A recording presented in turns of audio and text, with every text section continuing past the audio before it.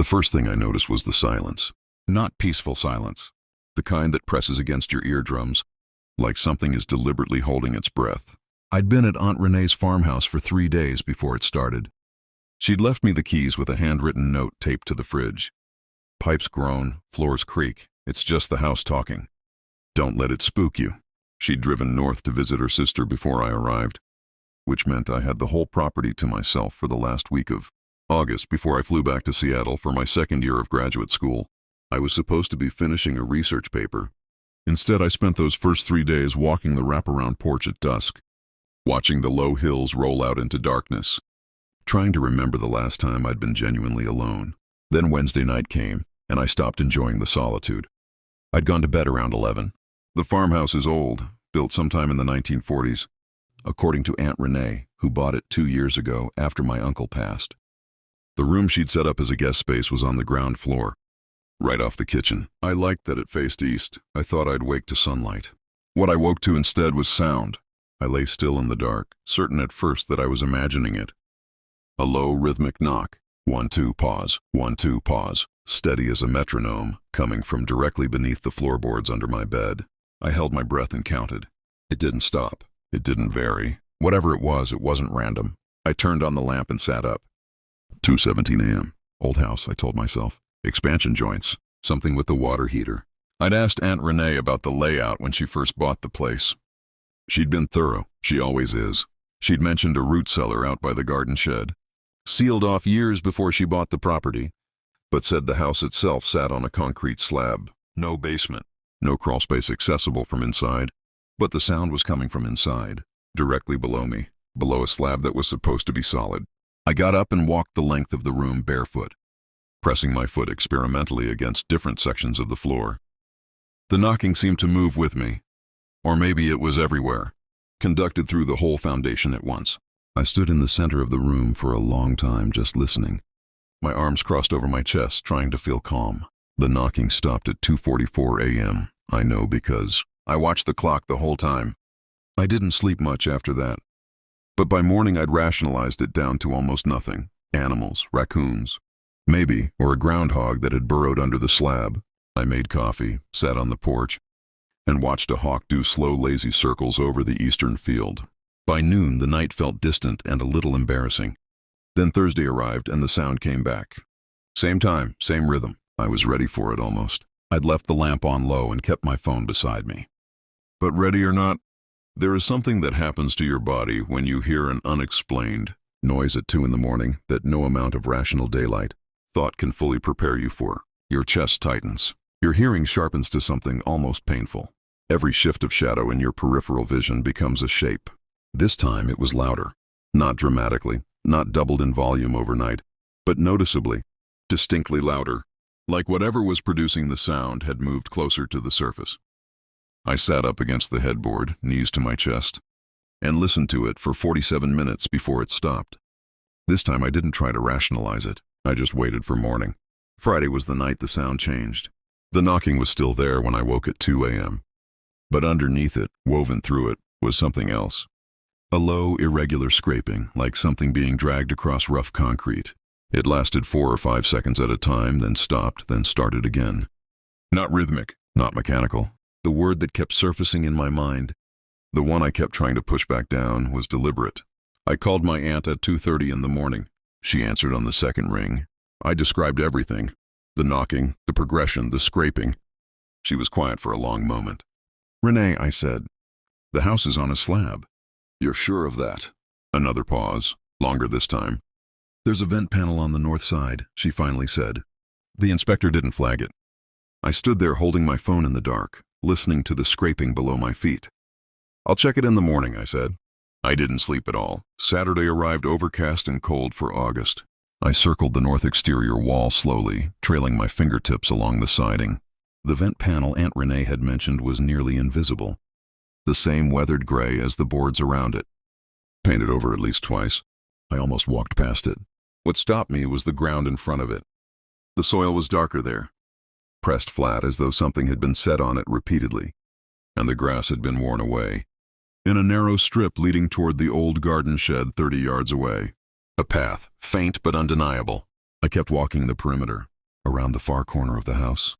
Behind the rusted garden equipment Aunt Renee hadn't cleared, I found the woodpile, or what I'd assumed was a woodpile, a stacked arrangement of old lumber, salvaged cinder blocks, and folded tarps that had been there as long as I'd been visiting. I'd never paid it any attention. I started pulling the pieces apart. The lumber was heavy, the bottom pieces half fused with the soil. My arms were shaking by the time I got to the third layer. Not from exertion. Behind the stack, flat against the foundation, was a door. Heavy, wooden, mounted at a downward angle into the ground. The frame had been painted the same gray as the siding. Deliberately, carefully, someone had taken time to make it disappear. A ring pull handle, rusted but intact. A hasp without a lock.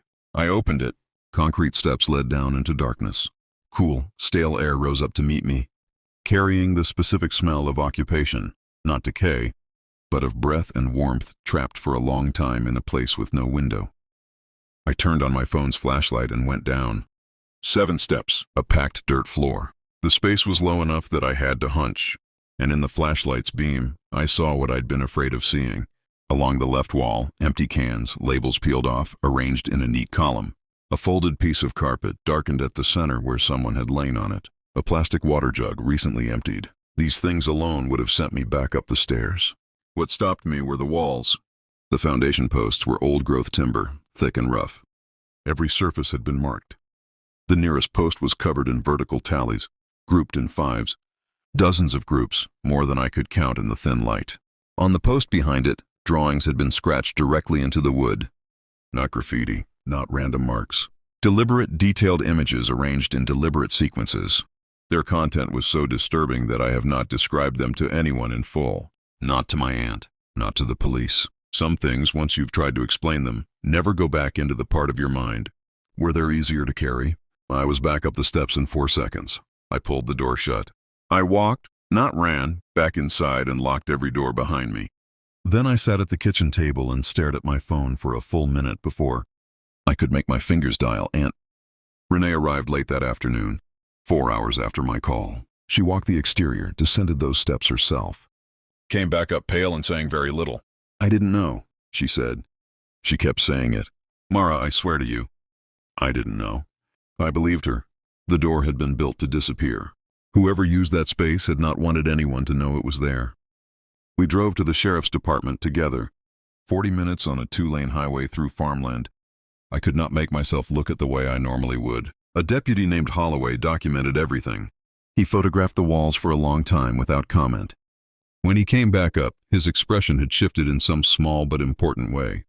You two should plan on staying somewhere else tonight, he said. You think someone's coming back, I said. He didn't confirm it. He told us to leave the exterior lights on and said they'd send a patrol car through overnight. Then he drove away, and the property looked exactly the same as it had before he arrived. That bothered me in a way I couldn't immediately name. By 9 o'clock, I was lying on a pull-out couch in a stranger's house, listening to a television through the wall, trying to feel safe. I kept thinking about the tallies. Each group of 5. So many groups. I'd tried to count them in the few seconds I'd stood in front of that post. The number I arrived at, rough, approximate, was somewhere between 60 and 80 groups.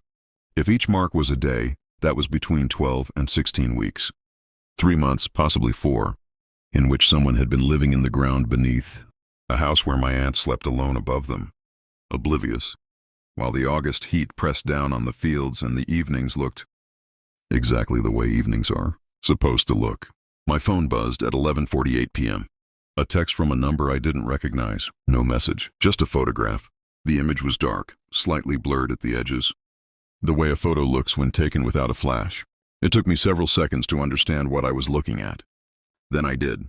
The angle was from slightly above, looking down at a lit window. Warm yellow light, a figure visible inside, sitting at a table. The kitchen at the farmhouse. We hadn't been at the farmhouse for 6 hours. But someone had been outside it, in the dark, in the yard, at the window, looking in at the room we'd left lit because the deputy told us to leave the lights on. The photo had been taken after we left. My hands were very still when I called Deputy Holloway. He answered immediately. When I described what I was looking at, I heard his chair scrape back. Don't go back to the property, he said. I'll be there in 20 minutes. I sat in the dark with my phone face up on my chest. The photograph still open. I did not sleep again that night. They found ground disturbance near the foundation. A partial boot impression in the garden bed beneath the kitchen window. No individual. Whoever had sent that photograph was already gone. The phone number traced to a prepaid SIM purchased in cash at a gas station more than a year before. I flew back to Seattle 3 days later. My aunt had the cellar door welded shut and a security system installed within the week. Deputy Holloway called once more to say the case remained open and active. He sounded like a man choosing words carefully, which told me something I couldn't ask him to confirm. None of that helped. What I think about, what I cannot stop returning to, is the tallies. Someone had counted every single day, had kept count for months in the dark, below a house where a woman lived alone above them. Counting. Waiting, while the hawks circled and the evenings looked exactly the way evenings are supposed to look. What I don't know is when the counting stopped. Whether it stopped before we found the room or after. Whether it stopped because whoever was down there moved on, or because whatever they were waiting for finally began. My aunt still lives in that farmhouse. She tells me she's fine, says it without me asking, which is its own kind of answer. I call her every Sunday night, and at the end of every call I think about a door painted gray to look like nothing, about how long it had been there before anyone looked closely enough to see it, about what it means to share the walls of a place with something that does not want to be found. The sound below, the knocking, the counting, the deliberate patience of it. That's what stays with me longest. Not the photograph, not the markings, the sound. Because sound travels upward, and whatever made it had known the whole time that I could hear. I wonder sometimes if that was the point.